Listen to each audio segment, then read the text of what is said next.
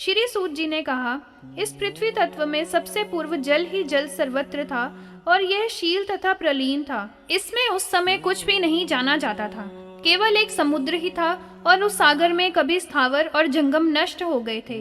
विभु वे ब्रह्मा जी उस समय में सहस्त्रों पादों और नेत्रों वाले हो जाया करते हैं, सहस्त्रों शीर्षों वाले, सुवर्ण के समान जिसका वर्ण था और जो इंद्रियों की पहुंच से परे थे, अर्थात अप्रत्यक्ष थे। ऐसे पुरुष नारायण नाम वाले ब्रह्मा उस समय में समुद्र में शयन कर रहे थे। सत्व के उद्रेक से निशित होते हुए उन्होंने उस समय में इस लोक को शून्य देखा था। यहाँ पर भगवान नारायण के विषय में इन निम्नलिखित श्लोक को उदाहृत किया करते हैं। जलों को नारा कहा गया है और ये जल ही नर के आत्मज हैं। वे जल ही उन नारायण प्रभु के निवास स्थान है, अतएव प्रभु का नाम नारायण कहा गया है। सहस्त्रों युगों के तुल्य काल तक वे प्रभु वहां पर निवास करते हुए स्थित रहे थे। ब्रह्मत्व के आदर्शन के कारण से वे स्वर्ण पत्र किया करते हैं। उस जल में ब्रह्मा जी अवाक होकर उस समय में विचरण कर रहे थे, जिस तरह से वर्षा ऋतु में रात्रि के खद्योत चमकता हुआ यहाँ से वहां घूमा करता है। इसके उपरांत उस जल में अंतर्गत में महत का ज्ञान प्राप्त किया था।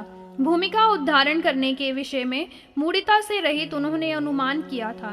इसके पश्चात अन्य ओंकाराष्ट तनु का जैसे पहले कल्पों के आदि में था, उन महात्मा ने मन ही मन उस दिव्य स्वरूप का चिंतन किया था। उस विशाल जल की राशि में उन्होंने डूबी हुई भूमि को देखकर भली भांति चिंतन किया था कि क्या स्वरूप धारण करके मैं इस भूमि का जल से उद्धार करूं। जल में क्रीड़ा करना बहुत ही उचित है। इस तरह से उन्होंने वाराह के रूप का स्मरण किया था, जो कि समस्त प्राणियों के द्वारा न देखने के योग्य है और वांग्मय ब्रह्मा की संज्ञा वाला है। उसका विस्तार 10 योजन का था।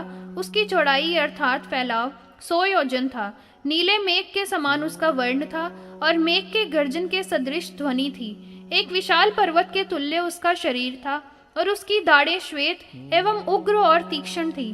बिजली की अग्नि जैसी होती है उसी प्रकार चमक थी तथा सूर्य के समान उसमें तेज था।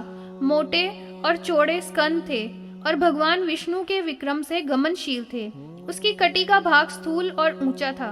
वह वृक्ष के लक्षणों से पूजित था। हरि भगवान ने अमित वाराह के रूप को धारण किया था, जो अतुल था, और पृथ्वी के जल से उद्धरण करने के लिए उन्होंने रसातल में प्रवेश किया था।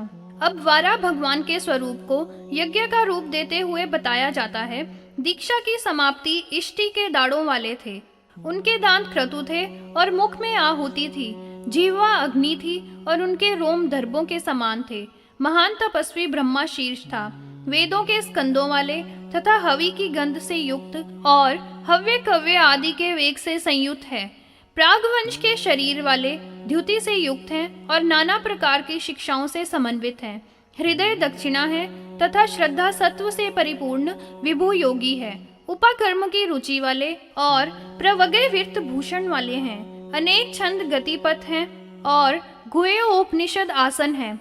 माया रूपिणी पत्नी की सहायता वाले तथा पर्वत के शिखर के समान उच्च हैं।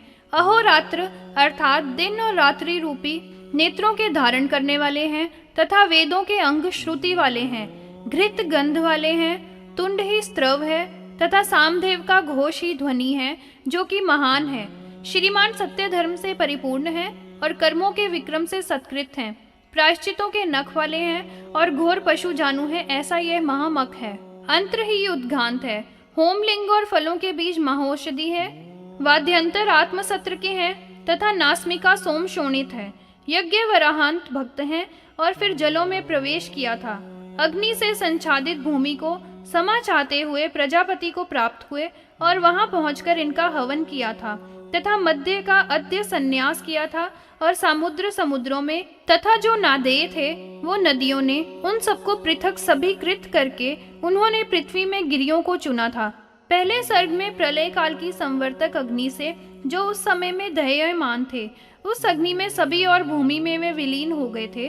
उस एकमात्र रहने वाले समुद्र में सत्य से जो वायु के द्वारा संहित है, जहाँ जहाँ पर निषिक्त थे वहाँ वहाँ पर अचल हो गया था। उसके अनंतर उनके प्रकीर्ण होने पर लोक तथा अधिगिरियों को विश्वकर्मा ने कल्पादि में बार बार विभाजित किया है।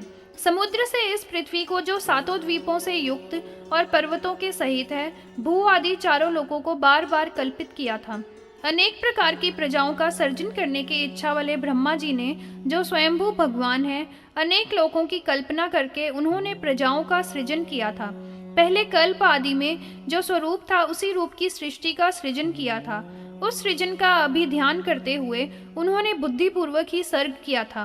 प्रधान के समकाल में तम से पूर्ण प्रादुर्भूत हुआ था। उस तम का मोह, महामोह, तामिस्त्र और अंध ये संज्ञाएं थी।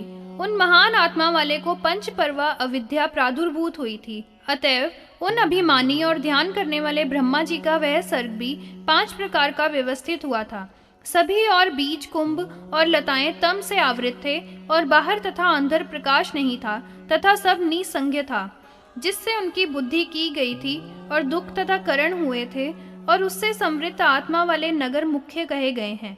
अपने आप ही समुत्पन्न हुए ब्रह्मा जी ने उस समय में मुख्य सर्ग में उद्धृत को देखा था और अपने मन में अप्रतीति करने वाले उन्होंने उस समय में उत्पत्ति ही मान लिया था।